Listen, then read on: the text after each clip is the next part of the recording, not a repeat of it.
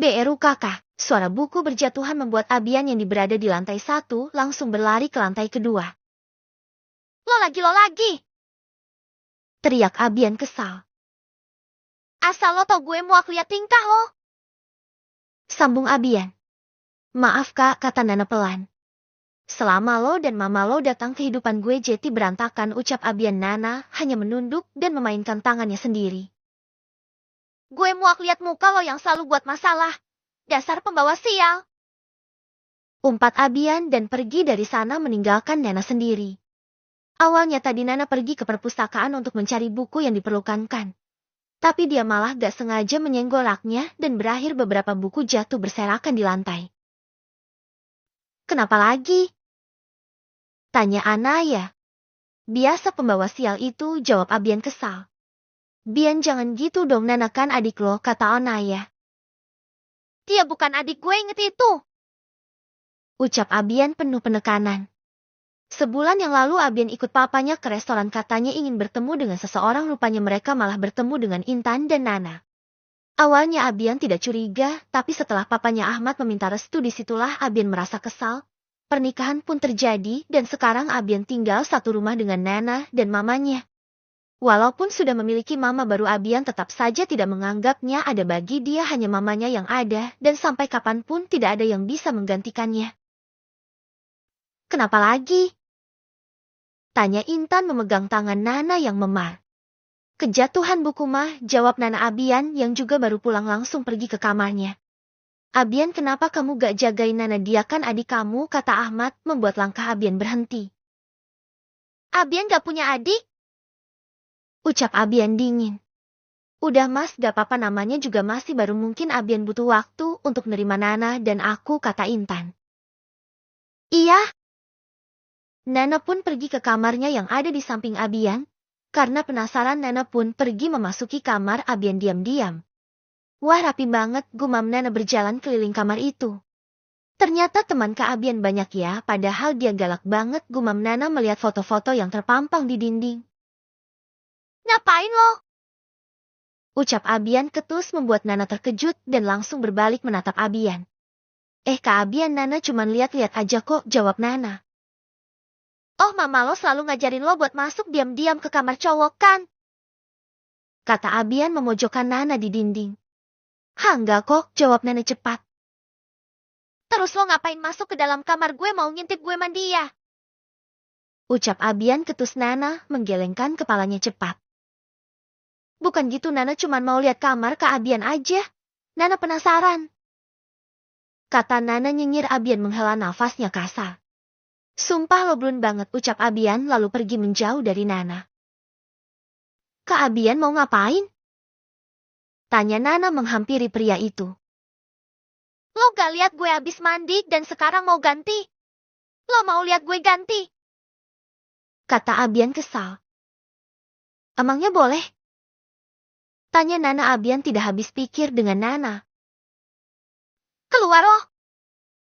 Ucap Abian mendorong Nana sampai keluar dari kamarnya, lalu Abian mengunci kamar itu. Bisa-bisa dia mau lihat gue ganti, ucap Abian. Nana pun kembali ke kamarnya menyimpan tas dan pergi mandi, setelah itu turun ke bawah untuk makan malam. Di mana Kak Abian, Nana? Tanya Ahmad. Kayaknya masih di kamar Pa, jawab Nana duduk di samping Intan. Abian datang dengan wajah dinginnya seperti biasa lalu duduk di samping Nana. Abian, besok pagi papa sama mama mau keluar negeri, selama 3 hari kamu jagain Nana di rumah, kata Ahmad. Dia udah besar Pa, bisa jaga diri sendiri, gak perlu dijagain, kata Abian kesal. Nana itu masih sekolah Bian, kamu kan udah dewasa, kata Ahmad penuh kesabaran, sedangkan Intan hanya diam, dia takut mau ikut ngomong. Abian dengan cepat-cepat karena temannya sudah di jalan dan akan datang ke rumahnya. Ngapain sih mereka kesini, ucap Abian kesal. Bian, kamu makannya terburu-buru gitu nanti tersedak, kata Intan. Uhuk! Dan benar saja Abian langsung tersedak dengan cepat. Intan pun memberikan minum untuk Abian.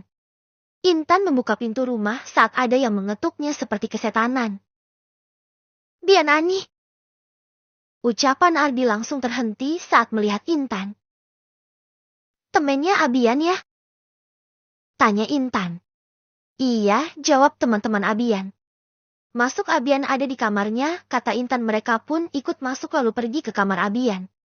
Woi bangke, teriak Ardi langsung melompat di kasur di Abian. Apa sih? Ngapain lo pada kesini coba? Teriak Abian. Siapa yang buka pintu tadi tante cantik? Tanya Irfan. Kepo, ucap Abian malas. Jangan bilang mama tiri lo.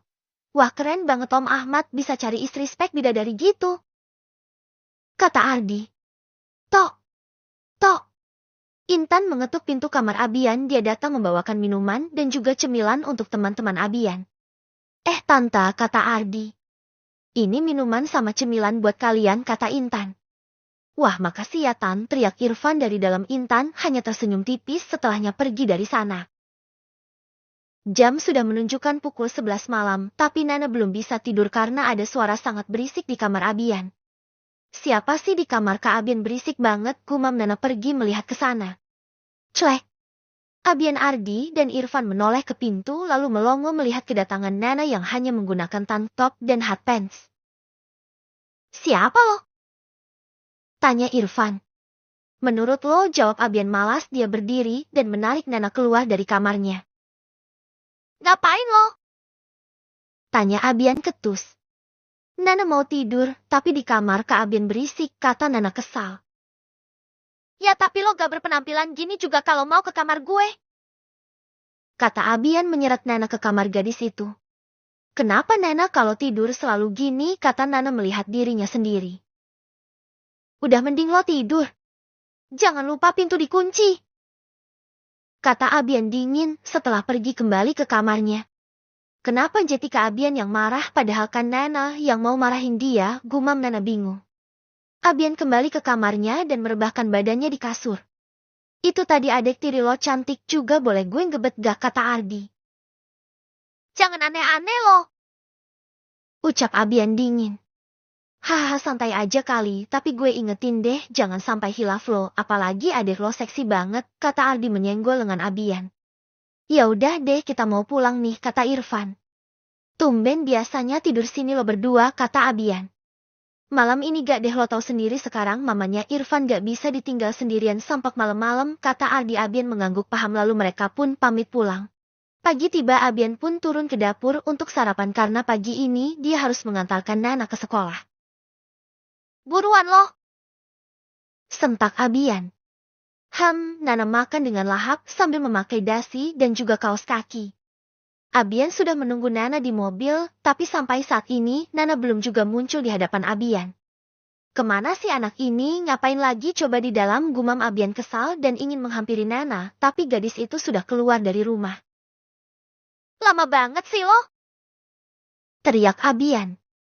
Nana abis buang air kecil dulu kak, jawab Nana setelahnya masuk ke dalam mobil. Dasar anak kurang ajar, kenapa sih bisa gue satu rumah sama makhluk kayak dia? Ucap Abian. Sepanjang jalan Abian terus menggerutu di dalam hati apalagi saat melihat Nana yang terus ngemil dan membuat mobilnya kotor. Sampai di depan gerbang Abian buru-buru menyuruh Nana untuk turun. Turun lo buruan. Sentak Abian. Iya kak ini juga mau turun, kata Nana. Nana sekolah dulu ya kak, kata Nana menyalami tangan Abian seperti biasa, tapi kali ini ada yang berbeda. Nana malah langsung mengecup bibir Abian singkat, membuat pria itu terdiam. Loh! Teriak Abian menunjuk Nana. Kenapa Nana salah ya kak? Tanya Nana dengan polosnya. Siapa yang ngajarin lo cium sembarangan orang, hah? Kata Abian. Nana tadi malam nonton drakor katanya harus cium bibir orang yang kita sayang. Kalau abis nganterin jalan-jalan sekolah sama dikasih makanan. Jawab Nana. Abian memijat keningnya pusing. Awas aja lo kalau cium-cium orang sembarangan lagi. Kata Abian. Nana menggeleng cepat. Cuman Kak Abian aja kok. Kan Nana cuman sayang sama Kak Abian. Ucap Nana pelan. Udah sana keluar lo. Nana pun cepat-cepat keluar dari mobil Abian. Shit, bisa-bisanya dia masang tampang polos gitu, ucap Abian frustasi sendiri. Nana, Yuna menepuk pundak Nana membuat gadis itu terkejut. Yunai suka banget bikin Nana kaget. Ucap Nana menghentakkan kakinya kesal. Nanti bolos mau, bisik Yuna. Nana mengangguk cepat. Mau kemana? Tanya Nana. Taman bermain aja, gimana tadi gue lihat ada banyak wahana di sana, jawab Yuna. Nana mengangguk cepat. Boleh, bisik Nana lalu mereka ketawa dan pergi ke kelasnya. Abian tidak pulang ke rumahnya, dia malah pergi ke apartemen Onaya. Onaya itu sahabat plus sepupu dekat Abian, jadi dia tidak ada canggung sedikit pun dengan Anaya. Ngapain lo kesini? Kata Anaya. Meos gue di rumah bosan, jawab Abian duduk di sofa ruang TV sambil memegang bibirnya sedari tadi. Kenapa lo abis dicium lebah? Tanya Anaya duduk di samping Abian. Ya kali, kata Abian mengambil coklat panas yang dibuat Anaya. Terus? Tanya Anaya. Abian menggigit bibirnya pelan, dia bingung harus bicara apa enggak. Kenapa sih? Teriak Anaya. Gak usah teriak juga, ucap Abian. Iya lo nya sih bengong terus bikin gue penasaran, kata Anaya. Gue abis dicium sana Nana, kata Abian. Oh, Anaya hanya mengangguk pelan. Bukan di pipi, tapi bibir, ucap Abian membuat minuman yang ada di mulut Onaya tersembur keluar. Lo serius? Tanya Anaya. Abian mengangguk santai. Astaga, kayaknya kepolosan Nana benar-benar bahaya. Gue takut dia ketemu sama cowok brengsek kayak lo terus dimanfaatin deh. Kata Anaya. Abian pun berpikir sama, walau bagaimanapun Abian harus melindungi Nana sebagai seorang kakak sekarang. Jam istirahat Nana dan Yuna membawa tas mereka diam-diam ke halaman belakang. Di sana ada pagar yang bisa langsung keluar. Ngapain kalian? Teriak Pak Dandi, guru Bika. Mampus, kata Yuna, dan mereka berdua saling lihat lalu menutupi wajah dengan tas. Lompat Nana buruan, kata Yuna. Nana pun melompati pagar. Hei, mau kemana kalian? Teriak Pak Dandi menghampiri Nana dan Yuna, tapi untungnya mereka sudah berhasil lompat keluar pagar dan segera bersembunyi. Untung aja Pak Dandi gak tanda sama kita, bisik Yuna. Iya, jawab Nana dengan nafas ngos-ngosan. Nana dan Yuna naik bus untuk pergi ke taman bermain. Wah, banyak banget wahananya, kita harus cobain satu-satu, kata Nana. Tapi sebelumnya kita harus ganti baju dulu biar gak ketahuan, kata Yuna. Emang harus ya? Tanya Nana. Yuna memukul keningnya pelan. Kenapa dia harus mempunyai teman yang polos seperti Nana? Udah, ayo buruan. Yuna menarik Nana ke kamar mandi. Abian pulang dari apartemen Anaya dan dia pulang ke rumahnya sendiri. Irfan dan Ardi datang ke rumah Abian untuk membuat rusuh saja. Ngapain lagi sih lo berdua kesini, hah? Kata Abian malas. Ketemu mama baru lo lah, jawab Ardi. Sama mau nemuin adek cantik lo tadi malam, sambung Irfan. Gak usah aneh-aneh lo pada, kata Abian dingin. Kemana adek lo gak kelihatan? Tanya Ardi. Sekolah goblo, jawab Abian. Lah masih sekolah kelas berapa?